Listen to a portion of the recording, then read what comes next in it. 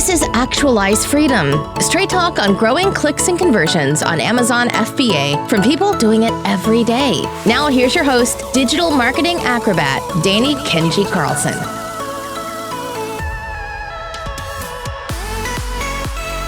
What's up, guys? Danny Carlson here with the Actualize Freedom podcast, and we are testing out a shorter variant here. These are going to be really highly tactical, short, straight and to the point episodes with really niche experts in super specific things that are going to help you grow your Amazon business. And on this one, we have Orion Avidan, and we're going over how to make the most of your excess inventory in Amazon. And she has a really powerful framework that we're going to go over here, as well as an actual Excel spreadsheet that's going to help you calculate it. So again, this is going to be highly tactical and super practical. And at the end, she's even going to tell you where you can get your hands on this exact spreadsheet that we're going over. So welcome.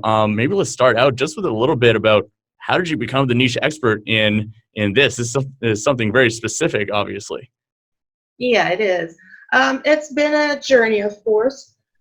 Started out same path as everybody. I've got a bachelor's degree in engineering and an MBA, and I followed the beaten path. And about 10 years ago, I started going into something that I would call logic and management. A lot of the things we do in management are models that have logic problems with them. They have mostly wrong assumptions that they are based off. Maybe those assumptions were right, but now they're wrong, and eventually they don't make sense. As I was getting pulled into that, I ran into a model specifically for retail and commerce and e-commerce and inventory. And being an avid shopper, that really got my attention. Investigating more and more into the world and realm of inventory, specifically in retail and e-commerce, I realized a lot of sellers have excess inventory. And we look at all the excess inventory that we come to as one big chunk of drama, of scaredness, of being afraid of what to do now. I don't want to lose money. I've invested. I have to do this, I have to do that, and it's wrong. And there is so much that can be done if you know how to look at your excess inventory and how to flush it out of your system productively and with profits. This is how I got here. Okay, well, perfect. Well, I know this is a topic that bores most people to death, so we are so grateful to have experts like you to really understand it and break it down so we don't have to become the experts on this and dive into it more than we want to. So really appreciate people like you. Maybe let's hop over to you got a really great PowerPoint slide that goes over your model that you've come up with after years of working with excess inventory. Maybe let's dive into that. So here's the thing, even though we have excess inventory, it's on different SKUs, on different SKUs, and each SKU has its own behavior.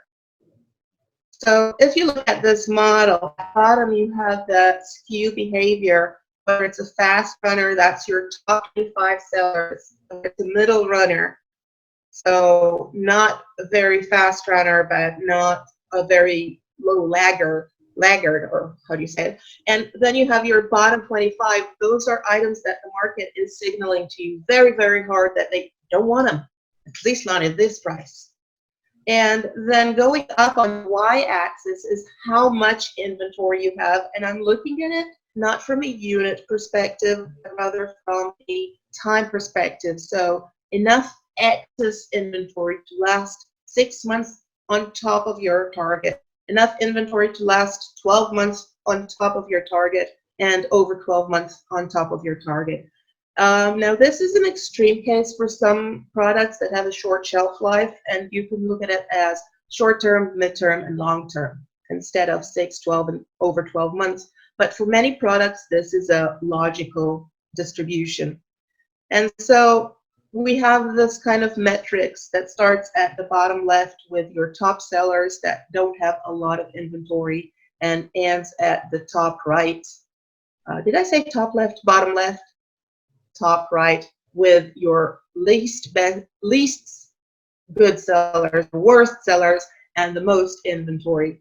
And then the color scheme here, going from green to red, is what you need to think about. What kind of action you need to take, what kind of danger these represent. So the bottom left, your top 25 low excess inventory amount. The inventory here only needs to be tracked. These are items that sell anyway. You actually need quite a lot of inventory from them. Something happened and you overstocked. It might be that you bought a little bit too much, or that sales just scaled down a bit for some reason. You still are going to sell these at full price. You're not going to make any specific marketing efforts for this excess inventory. Just track it and keep your day-to-day actions going. As always, you are trying to increase your pace of sales. As always, you are trying to make more people aware of your inventory. This is a good place to do awareness campaigns because these are things people want to buy. That stuff's going to sell pretty easily, right? And just for the people who are listening in on the podcast, we have a matrix in front of us here. So if you guys want to see this, head over to the show notes at actualizefreedom.com, and you'll be able to download all this stuff and see what we're looking at. But really what we're looking at here is just a matrix that makes it very easy. You know, if your inventory is 6 months or less, then do exactly this. Or if it's not going to move in 12 months, then you're doing exactly this. So that's just what we're explaining for the people who are listening on the podcast here. Thank you, Danny. Well, as you go up in the amount of inventory, even though these are good sellers, it's becoming more and more critical to do something about this excess for two reasons. One is that excess inventory means money that isn't moving. Your money is stuck in those units, and it's affecting your cash flow. The other reason is that the longer an item sits in your stockpile, the higher probability that it will stop being a good runner and start slowing down, and you will have more and more problems getting it out of your hands and into a customer's hands.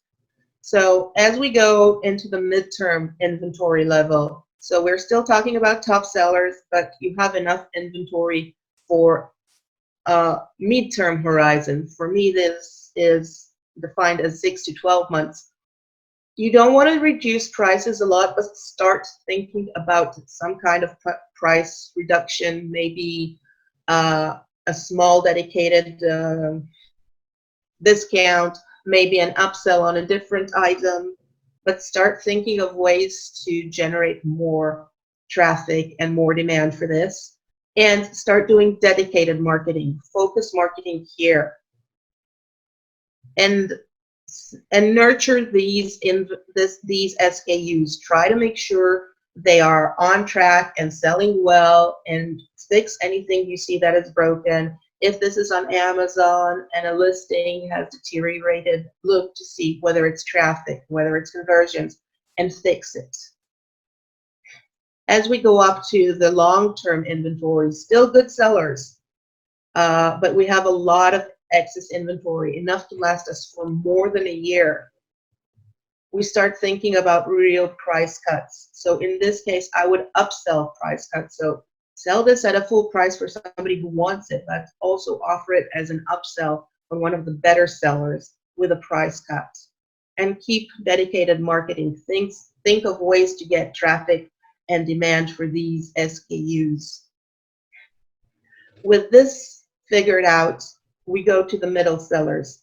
Now, let me jump out of the matrix for a minute. Where do you start? You start where your bigger number is. You look at your analysis, you figure out where you have the most inventory and the most risk, and you start there. As we go to the middle, I just want to zoom out for a second here. I just love that you have exactly all the criteria laid out. It's like, if it is 0 to 6 months and it is your middle 50% of your selling SKUs, then do exactly this. And like, these kind of heuristics are so useful for people who can just take someone who has really dove into this and really figured it out and just use it for their own business, right? This is literally a plug and play template that we're learning right here. And instead of you going into your business and trying to tweak a few little things and just doing it based on your gut feeling when you don't really have experience doing this, you can just literally take exactly what we're learning right here and apply it to your own business. So just continue on. We're in the middle 50% here. Middle 50% at the bottom. So about half of this big chunk will be on, basically not about, exactly half of this chunk is is closer to the better sellers, and half of this chunk is closer to the low sellers. This is your in-between kind of section. I still don't want to go deep into price cuts, and I don't want to go deep into marketing spend. So for the low inventory pile, if I have middle sellers that don't have too much excess inventory, I still don't want to give them deep discounts, and I want to do tag along marketing. So I will look for some kind of marketing activity that is already happening in the top 25% boxes and tag along there, whether it will be an upsell, whether it will be an additional item that you put on your brochure, whether you're doing influencers and you send them 3 bestsellers and 1 middle seller. Just don't pour money into this. It is not sold so well on its own, and driving it is not very productive, but still don't lose on it. You still have a lot of chance here. As you go up with the amount of inventory in the middle section, so our middle 50 and medium length horizon, this is where we start looking into price cuts, and I would do upsells here, only upsells. If I'm going to cut prices on these items, I want them to help other items sell, not just lose me money. And still go along with tag along marketing. Do not spend specific money on these items. Don't waste too much money because they do not sell very well. So putting a lot of money on them doesn't help them. Now, both of these two have an SKU level recommendation of assess and improve. So you actually need to look at these SKUs one by one. After you've done your total inventory work, you have to look at them and see what's going on. Is this one a slow runner because it's not getting enough traffic to its listing?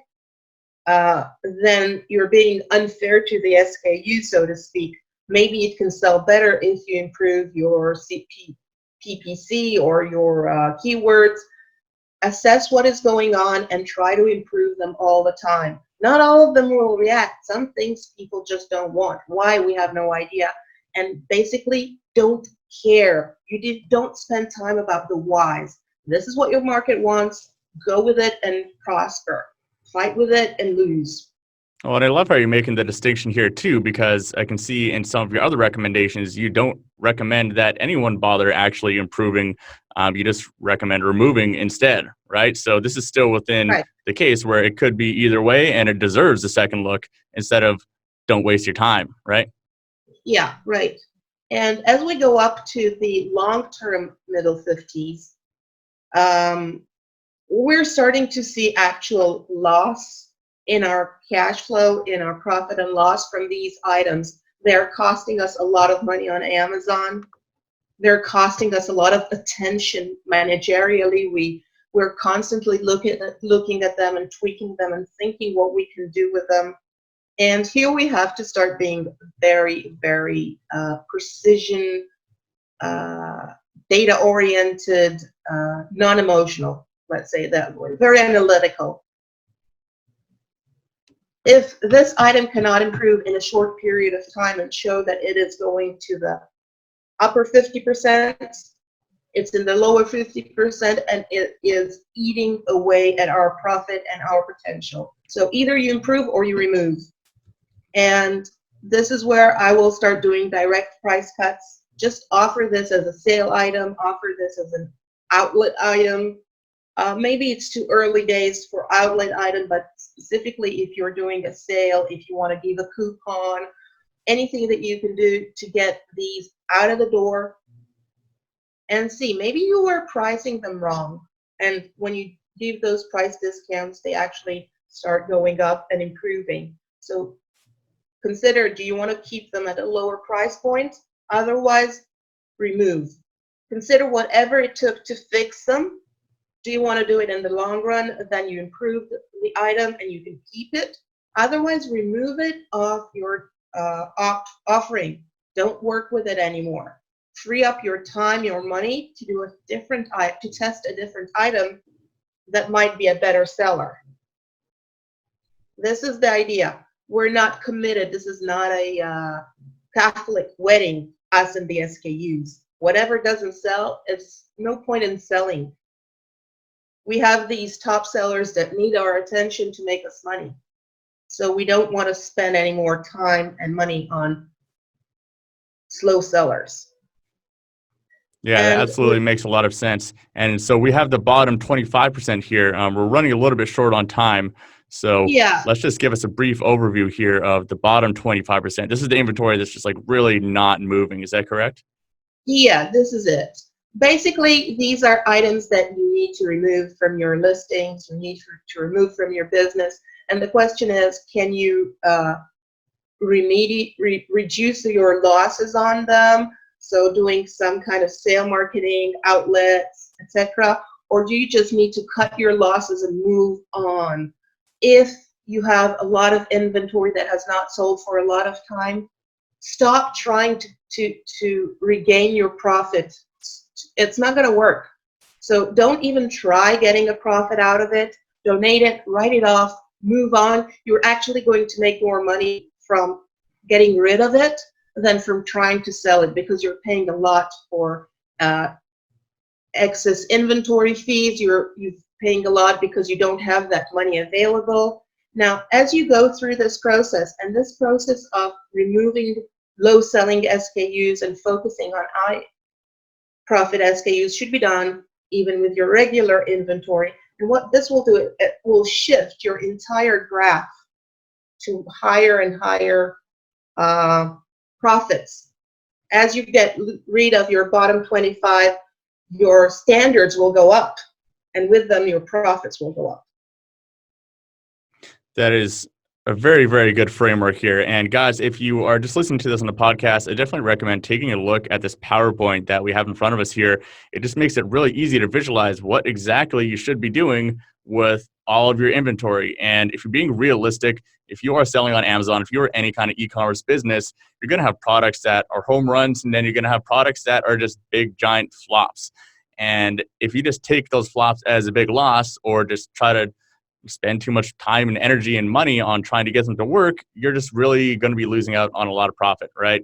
There's ways where, well, you mentioned keep 60% of your profit from moving this inventory with this model is what you have seen the results for. Is that correct? Yeah. Basically, it can depend. If somebody managed to sell everything and is top sellers and got only stuck with low sellers, might be a little less. I can't promise everybody's going to get all of 60%, but on average, you can get about 60% of your money back. Of your well, and that's the power profit. of using a proven model like we have in front of us here. And we don't have time to go too much in depth into the spreadsheet here, but you guys saw it on the YouTube video. If you're watching this, we just had a quick little flash of that.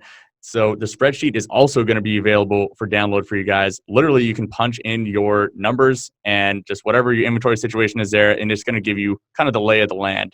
Maybe just a quick explanation of, what exactly do you need to put into the spreadsheet? What information do you need to have? And then what is the output? What exactly is the information it gives you? Very, very quickly, because it's quite easy.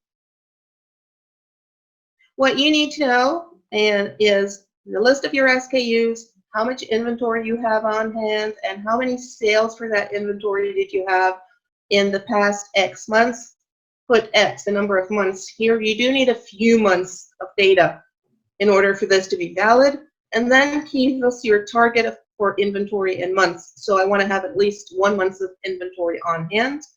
When we go to the results, and this is an analysis I did for somebody, you get your distribution. So this is the entire table. I'm sorry about the Hebrew here. This says total, backwards, of course.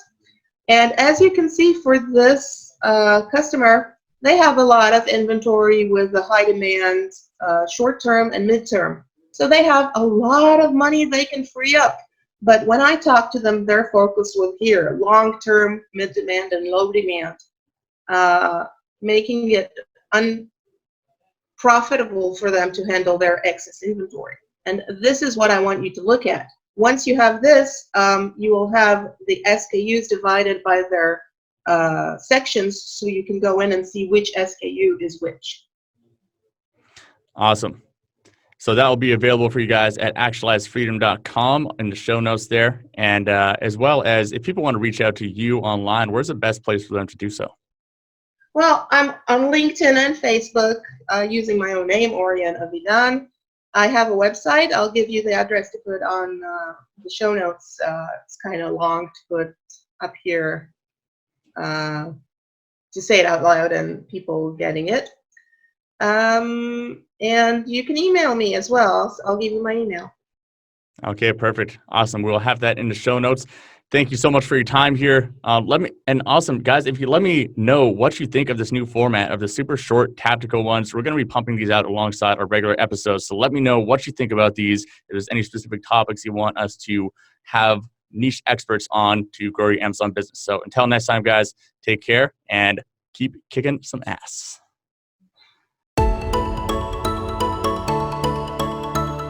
For show notes and resources mentioned in this episode, visit kenjiroi.com.